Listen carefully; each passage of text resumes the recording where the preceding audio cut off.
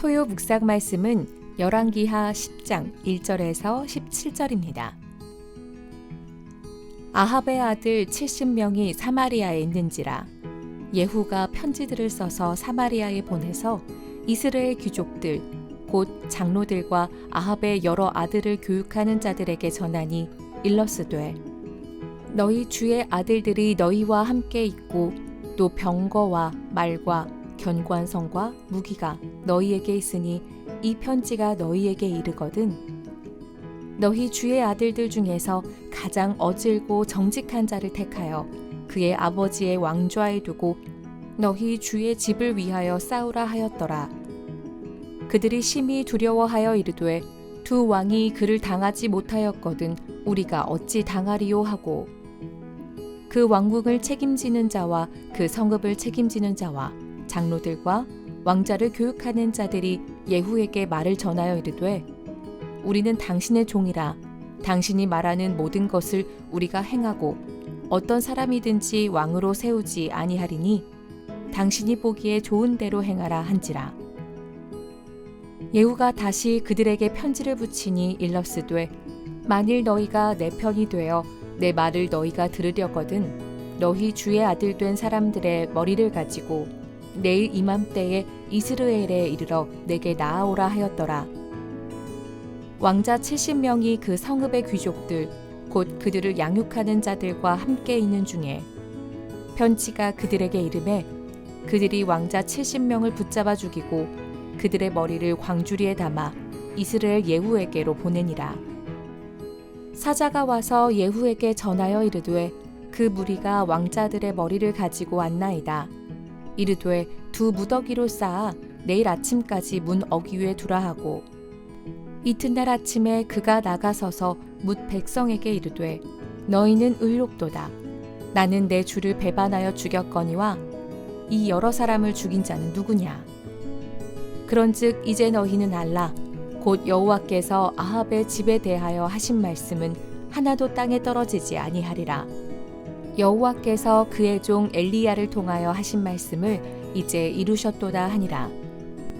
예후가 아합의 집에 속한 이스라엘에 남아있는 자를 다 죽이고 또 그의 귀족들과 순례받는 자들과 제사장들을 죽이되 그에게 속한 자를 하나도 생존자를 남기지 아니하였더라. 예후가 일어나서 사마리아로 가더니 도중에 목자가 양털 깎는 집에 이르러 예후가 유다의 왕 아하시야의 형제들을 만나 묻되 너희는 누구냐 하니 대답하되 우리는 아하시야의 형제라. 이제 왕자들과 태후의 아들들에게 문하나러 내려가노라 하는지라. 이르되 사로잡으라 하매 곧 사로잡아 목자가 양털 깎는 집 웅덩이 곁에서 죽이니 40명이 하나도 남지 아니하였더라. 예후가 거기에서 떠나가다가 자기를 맞이하러 오는 레갑의 아들 여호나답을 만난지라. 그의 안부를 묻고 그에게 이르되 내 마음이 내 마음을 향하여 진실함과 같이 내 마음도 진실하냐 하니 여호나답이 대답하되 그러하니이다. 이르되 그러면 나와 손을 잡자.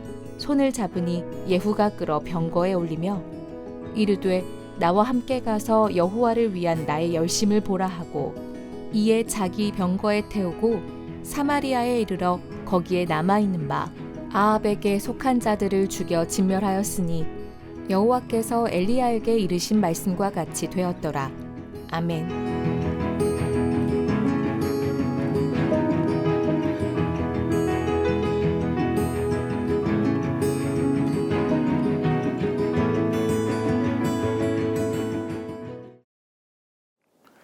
오늘 우리는 이스라엘의 역사 중에서 매우 중요한 시기를 살펴보고자 합니다. 여러분, 오늘 본문을 통해서 보는 이 시대는 기원전 9세기입니다. 이때는 이스라엘 북왕국의 격동기였고요. 또 하나님의 백성들이 크게 흔들리고 있었던 때였습니다. 여러분들 아시다시피 오므리 왕조라고 불리기도 하고요. 아합 왕조인데요. 이스라엘 역사상 가장 강력한 왕조였습니다. 그러나 그들의 힘과 영광은 하나님께로부터 온 것이 아니었습니다. 오히려 그들은 하나님을 멀리하고 그리고 바알이라는 거짓 신을 숭배했습니다. 바알은 가나안 사람들이 섬기던 풍요의 신이었죠. 이스라엘 백성들이 바알을 섬긴다는 것은 그들을 애굽에서 구원하시고 또 약속의 땅으로 인도하신 여호와 하나님을 배신하는 행위였습니다. 하나님은 이러한 상황을 그냥 두고 보지 않으셨습니다. 아마 하나님이 화가, 분노가 있으셨을 것입니다. 엘리야 선지자를 통해서 아합의 집안이 멸망할 것이라 라고 예언하셨습니다. 오늘 우리가 읽은 이 본문 말씀, 바로 그 예언이 성취되는 과정을 보여주고 있습니다.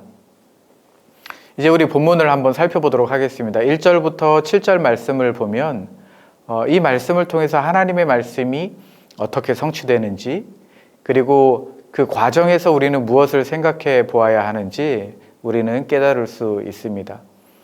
본문은 예후가 아합의 70명의 아들들을 처형하는 충격적인 장면으로 시작을 하는데요. 1절을 보시면 아들들이라는 단어가 나옵니다. 히브리어 단어 바님인데요. 단순히 직계 가족, 직계 자손만을 의미하는 것이 아니고 모든 남성, 후손을 포함하는 아주 넓은 의미입니다.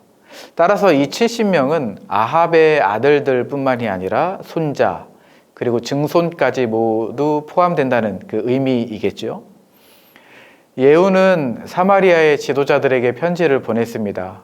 여기에 나오는 지명 사마리아는 이스라엘의 수도이죠. 그리고 정치적인 중심지였고요. 예후가 이러한 편지를 보냈다라는 것은 당시에 정치적으로 긴장감이 있었다라는 것을 우리가 확인할 수 있습니다. 2절과 3절을 한번 보시죠. 예후는 지도자들에게 도전장을 던집니다. 예후는 이렇게 말했습니다. 너희 주인의 아들들 중에서 가장 좋고 적합한 자를 골라서 그의 아버지의 왕좌에 앉히고 너의 주인의 집을 위하여 싸우라 라고 말합니다. 이 말은 고대 근동의 정치적 수사법인데요. 사실상 항복해라 라는 요구입니다. 사마리아 사람들이 어떻게 반응했을까요? 4절과 5절에서 확인할 수 있죠. 지도자들은 두려움에 떨었습니다. 그리고 예후에게 항복하게 됩니다. 사마리아의 시민 지도자들은 도시가 공격받는 것을 막고 싶어 했을 거예요. 그리고 궁전 관리자들은 자신들을 구하고 싶어 했던 것 같습니다. 이어서 6절을 보면 예후가 그들에게 아합의 아들들의 머리를 가져오라 이렇게 명령하는데요. 이 머리라는 로시는 머리와 지도자 둘 다를 의미합니다. 그래서 어느 쪽을 선택하냐라는 그 모호함이 있습니다. 하지만 지도자들의 행동을 보면 문자 그대로 해석한 것 같아요. 7절에 보니까 70명의 머리를 바구니에 담아서 보냅니다. 예후는 머리를 성문 입구에 쌓아두죠. 당시의 성문 입구는 도시의 광장과 시장 역할을 했습니다. 그레이라는 학자가 있었습니다. 고대 왕들이 종종 경쟁자들의 머리를 쌓아두고 주민들을 위협했다. 그리고 반란을 막았다라고 주장했습니다. 예후의 행동에 목적이 있다는 거죠. 사람들을 겁주기 위한 목적이 있고요. 그리고 이와 같은 행동을 한 이유는 사마리아가 이제 자신의 권력 아래에 있다라는 것을 확인시켜주는 행동이었습니다. 그러한 목적이 있는 것이죠. 이러한 잔인한 행동은 현 시대를 살아가는 우리에게는 굉장히 충격적입니다. 당시의 왕위 찬탈 과정에서 흔히 있는 일이죠. 네, 맞습니다. 흔히 있었습니다. 예를 들면 사사기 9장 5절에 보면 아비멜렉도 자신의 그 70명의 형제를 죽인 바 있습니다. 10절을 한번 보시죠. 우리가 10절 말씀을 읽을 때 많은 고민을 하게 됩니다. 예후는 이렇게 말합니다. 여호와께서 아합의 집에 대하여 하신 말씀을 하나도 땅에 떨어지지 아니하니라 이렇게 말씀을 하고 있습니다. 예후의 이 행동이 하나님의 예언을 성취하는 것이었다. 그 예언이 실현되고 있다. 예후는 그렇게 생각한 것 같습니다. 그러니까 예후 자신의 그 살인이 주님의 뜻에 따른 것이다 라고 말하고 있는 것이고, 그리고 이러한 죽음은 하나님의 명령에 의한 것이다 라고 정당화하는 것입니다. 예후가 이렇게 말한 목적이 무엇이었겠습니까? 예후에 대한 반대, 자신에 대한 반대는 곧 하나님에 대한 반대와 같다라고 사람들에게 믿게 만드는 것입니다. 사랑하는 성도 여러분, 우리는 이 말씀을 통해서 우리는 하나님의 말씀이 반드시 성취된다라는 것을 깨닫죠. 동시에 우리는 하나님의 그 뜻을 이루는 과정에서도 인간의 책임과 그리고 윤리적 행동의 중요성을 생각해 보아야 합니다. 우리의 행동이 하나님의 뜻을 이루는 것이라 할지라도 이 방법 또한 하나님의 성품을 반영해야 되는 것입니다. 이제 12절, 13절, 14절을 통해서 예후의 행동이 보여주는 폭력성에 대해서 한번 살펴보고자 합니다. 예후가 아하시아의 친족 42명을 처형하는 충격적인 장면을 우리는 계속해서 보고 있습니다. 13절에 보시면 아하시아의 친족들은 왕자들과 왕모의 아들들에게 문안하러 내려가는 중이었습니다. 여러분, 이 장면을 상상해 보면 평화로운 목적으로 가고 있는 것이죠. 그러나 14절을 보시면 예후는 그들을 생포하라 라고 명령합니다. 그리고 그들을 목자들이 양털 깎는 집 웅덩이에서 대량 학살합니다. 평화로운 장소가 대량 학살의 현장이 되고 말았습니다. 예후는 이 사람들을 죽일 만한 실제적인 정당성이 없습니다. 그 정당성 없이 무자비하게 학살하고 있는 것이죠. 여기서 우리는 중요한 질문을 할 수 있습니다. 과연 예후의 이러한 행동이 정말로 하나님의 뜻이었을까라는 질문을 우리는 해봐야 합니다. 하나님께서 아합의 집에 대한 심판을 명령하셨습니다. 그러나 예후의 행동은 그 범위를 넘어서는 것 같습니다. 이와 관련해서 호세아 1장 4절 말씀이 증명하고 있죠. 이 말씀에 보면 이스라엘의 피라는 단어가 나오는데 예후가 이스라엘에서 행한 살육을 가리키는 것입니다. 비판적 톤을 가지고 있죠. 그래서 우리가 이 말씀을 읽을 때에 중요한 교훈을 얻을 수 있습니다. 하나님의 뜻을 행한다고 해서 우리의 모든 방법, 수단이 정당화되는 것은 아니라는 사실입니다. 우리는 하나님의 뜻을 이루기 위해서는 하나님의 성품을 반영해야 합니다. 그것이 하나님이 원하시는 방식인 것입니다. 자, 우리는 이제 15절과 16절을 통해서 예후와 여호나답의 만남을 한번 살펴보려고 합니다. 여러분, 이 만남은 우리에게 신앙의 열심에 대한 교훈을 주고 있습니다. 15절 말씀에 보니까 예후는 여호나답에게 이렇게 묻습니다. 내 마음이 내 마음과 같이 정직하냐? 예후는 여호나답의 충성심을 지금 확인하고 있는 것이죠. 여호나답이 이렇게 대답합니다. 그러하다. 그리고 예후는 다시 대답하죠. 그렇다면 내 손을 내밀라. 이러한 장면은 단순한 악수 행위가 아닙니다. 인사치레가 아니고요. 동맹을 맺는 상징적 행위입니다. 16절 말씀에 보면 예후는 여호나답을 자신의 전차에 태우면서 이렇게 이야기하죠. 나와 함께 가서 여호와를 위한 나의 열심을 보자. 여기서 말하는 열심이라는 단어는 히브리어로 키나입니다. 강렬한 열정을 의미하죠.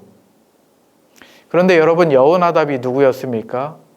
예레미야 35장 6절 말씀에 보면 그는 레갑 족속의 조상이고 금욕적이고 순수한 야훼 신앙을 지킨 인물들이었습니다. 그러니까 예후는 이러한 여호나답의 지지를 얻고 싶었던 것입니다. 그래서 자신의 행동에 종교적 정당성을 부여하고 싶었던 것이죠. 그러나 여러분, 우리는 여기서 중요한 질문을 할 수 있습니다. 예후의 이러한 열심이 정말로 순수한 것이었을까요? 아니면 자신의 권력을 정당화하기 위한 수단이었을까요? 우리는 이러한 질문을 할 수 있습니다. 사도 바울은 이렇게 이야기하죠. 로마서 10장 2절 말씀에 내가 증언하니 그들이 하나님께 대한 열심이 있으니 올바른 지식을 따른 것은 아니다. 그렇습니다. 때로는 우리에게 열심이 있죠. 열심이 있고 그러나 그 열심이 잘못된 방향으로 갈 수 있음을 경고하는 말씀입니다. 우리에게 중요한 교훈을 주죠. 우리의 신앙적 열심이 진정 하나님을 위한 것인지 아니면 우리 자신의 이익을 위한 것인지 항상 돌아보아야 합니다. 하나님을 향한 우리의 열심이 언제나 순수하고 그분의 사랑과 공의를 반영하는 것이 되어야 합니다. 우리는 그렇게 기도해야 합니다. 우리의 행동이 다른 이들에게 어떤 영향을 미치는지 우리는 신중하게 고려해야 합니다. 정말로 참된 지혜, 하나님의 뜻을 따르는 우리 성도님들 되시기를 주님의 이름으로 축복합니다. 자, 우리는 지금까지의 내용을 바탕으로 해서 5가지 교훈을 생각해 볼 수 있습니다. 자, 첫 번째는요. 하나님의 말씀은 반드시 성취된다라는 것입니다. 여러분, 예언의 성취는 우리가 하나님의 말씀을 신뢰해야 함을 보여줍니다. 자, 두 번째입니다. 우리의 행동은 하나님의 성품을 반영해야 합니다. 예후는 하나님의 공의를 실현하려고 했습니다. 그러나 그 과정에서 하나님의 자비와 사랑을 보여주지는 못했습니다. 자, 세 번째입니다. 권력은 큰 책임이 동반합니다. 리더십 위치에 있는 사람들은 그들이 결정하는 그 결정에 미치는 영향을 신중히 고려해야 합니다. 네 번째는요. 종교적 열심은 때로 위험할 수 있다는 것입니다. 우리의 신앙적 열정이 정말 폭력적이거나 극단주의로 변질될 수 있음을 늘 점검해야 합니다. 5번째입니다. 하나님의 주권과 인간의 책임 사이에는 미묘한 균형이 있다는 사실입니다. 하나님의 뜻이 이루어지는 그 과정 속에서도 우리 각자의 역할과 책임이 있다는 것을 인식해야 합니다. 말씀을 마무리하도록 하겠습니다. 여러분, 우리는 오늘 예후의 행동을 통해서 하나님의 심판과 정의에 대한 말씀을 살펴보았습니다. 그러나 이 이야기는 단순히 과거의 사건으로 끝나지 않습니다. 이는 우리에게 더 위대한 왕이 계시죠. 예수 그리스도를 가리키고 있습니다. 예수님은 더 나은 예후이십니다. 예후가 하나님의 심판을 집행했다면 예수님은 그 심판을 자신이 받으셨습니다. 그분은 죄 없는 삶을 사셨고 우리를 위해서 십자가에 돌아가심으로써 우리가 하나님의 공의로운 심판을 피할 수 있게 하셨습니다. 예후의 열심이 때로는 과도했고 그의 동기가 순수하지 않았을 수 있지만 예수님의 열심은 완벽했습니다. 그분은 하나님 아버지의 뜻에 온전히 순종하셨고 우리에게 원수를 사랑하라고 가르쳐 주셨습니다. 우리는 이제 최후의 심판자이신 예수님을 기다리고 있습니다. 요한계시록은 예수님은 충실하시고 진실하시고 의로우심으로 심판하시는 왕 중의 왕이시며 만유의 주로 다시 오시는 왕이심을 말하고 있습니다. 우리는 이러한 확신이 있어야 되겠죠. 우리로 하여금 복수심에 차서 이 복수의 마음을 가지고 사람을 보는 것이 아니고 우리는 이 복수심에서 자유로워야 합니다. 그리고 하나님의 사랑을 늘 증거하는 증인이 되어야 합니다. 그러므로 사랑하는 여러분, 우리는 이 세상에서 하나님의 정의를 추구하되 최종적인 심판은 주님께 맡겨야 합니다. 우리의 사명은 그저 예수님의 사랑과 구원의 메시지를 전하는 것입니다. 하나님께서 여러분에게 은혜와 평강 주시기를 다시 오실 예수 그리스도의 이름으로 기도하겠습니다. 우리 시간에 함께 기도할까요? 제가 한번 기도하겠습니다. 하나님 감사합니다. 하나님께서 말씀하시는 모든 예언은 예수님을 통하여서 성취되었음을 믿습니다. 하나님, 우리는 다시 오실 예수님, 그리고 다시 심판하시는 심판주로 오시는 예수님, 우리를 구원하시고 다시금 이 세상을 완전하게 이루실 예수님을 기다리고 있습니다. 예수님 안에서 우리의 삶이 온전히 평화를 얻게 하여 주시고 예수님을 통해서 우리의 삶이 큰 은혜를 입을 수 있도록 도와주시기를 간절히 원하고 기도합니다. 하나님, 우리의 삶을 붙잡아 주시고 주님의 뜻을 이루는 우리의 삶의 모든 수단과 방법들이 폭력적이지 않게 하여 주시고 예후와 같이 자신을 정당화하는 것이 아니라 정말로 예수님과 같이 주님의 뜻에, 하나님의 뜻에 온전히 순종할 수 있는 우리의 삶이 될 수 있도록 주님 인도하여 주시고 우리의 삶을 축복하여 주시옵소서. 이 모든 말씀 감사드리옵고 예수님의 이름으로 기도드립니다. 아멘.